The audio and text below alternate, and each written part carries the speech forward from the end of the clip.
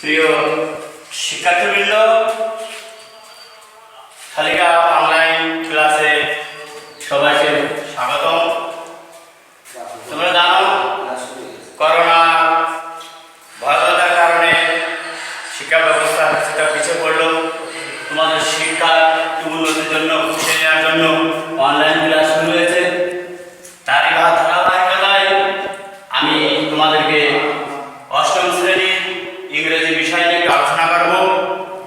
আমি মোহাম্মদ মিজানুর রহমান, সহকারী প্রধান শিক্ষক, সামরা প্রগতি মাধ্যমিক বিদ্যালয়। আমি বিগত দিনে এইটের ন্যারেশন নিয়ে আলোচনা করেছিলাম। আমি আশা করি তোমরা এগুলো ফলো করেছো। আমি বিগত দিনে সামান্য একটু আলোচনা করব। আমি আলোচনা করেছিলাম ন্যারেশন দুই প্রকার, ডাইরেক্ট এবং ইনডাইরেক্ট। এটা নিয়ে বিস্তারিত আলোচনা করেছি। তারপর একটা আলোচনা করেছিলাম যে ডাইরেক্ট ন্যারেশনের দুইটা অংশ আছে, একটা হচ্ছে রিপোর্টিং ভার্ব আর রিপোর্টেড স্পিচ। তারপরে আমি টেন্স পরিবর্তন সম্পর্কে কতদিন আলোচনা করেছি। আজকে আমি আরেকটা বিষয় আলোচনা করব, সেইটা হচ্ছে রিপোর্টিং ভার্বটি পাস্ট টেন্স থাকলে ইনডাইরেক্ট ন্যারেশন করার সময় রিপোর্টেড স্পিচে কিছু পরিবর্তন হয়। যেমন ক্যান থাকলে উড হয়, শ্যাল থাকলে শুড হয়, উইল থাকলে উড হয়, মে থাকলে মাইট হয় এবং মাস্টের স্থানে কি হবে, হ্যাড টু হবে। এগুলো আমাদের অবশ্যই মনে রাখতে হবে।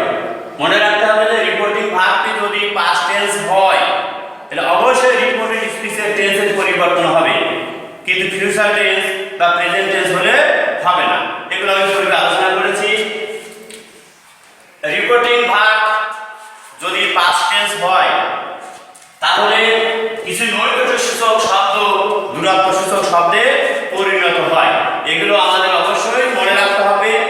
যেমন যদি দিস থাকে এটা পরিবর্তন হয়ে দ্যাট হবে, হেয়ার থাকলে দেয়ার হবে, দিস থাকলে দোজ হবে, নাও থাকলে দেন হবে, tonight that night, tomorrow the next day অথবা the following day, yesterday the previous day, come go does so, today that day, ago before, last বিস্তারে the previous।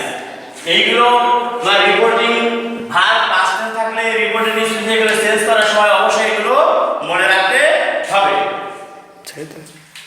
একটা জিনিস আছে আমাদের ডাইরেক্ট স্পিচকে ইনডাইরেক্ট স্পিচে পরিবর্তন করার সময় রিপোর্টেড স্পিচের পার্সন পরিবর্তন আমাদের অবশ্যই করতে হবে। সেগুলো জানতে হবে সহজভাবে। রিপোর্টেড স্পিচের ফার্স্ট পারসন সাবজেক্ট অনুসারে পরিবর্তন হবে। রিপোর্টেড স্পিচের সেকেন্ড পারসন অবশ্যই অবজেক্ট অনুসারে পরিবর্তন হবে। আর রিপোর্টেড স্পিচের থার্ড পারসনের কোনো পরিবর্তন হবে না। আমি আজ এইটুকু আলোচনা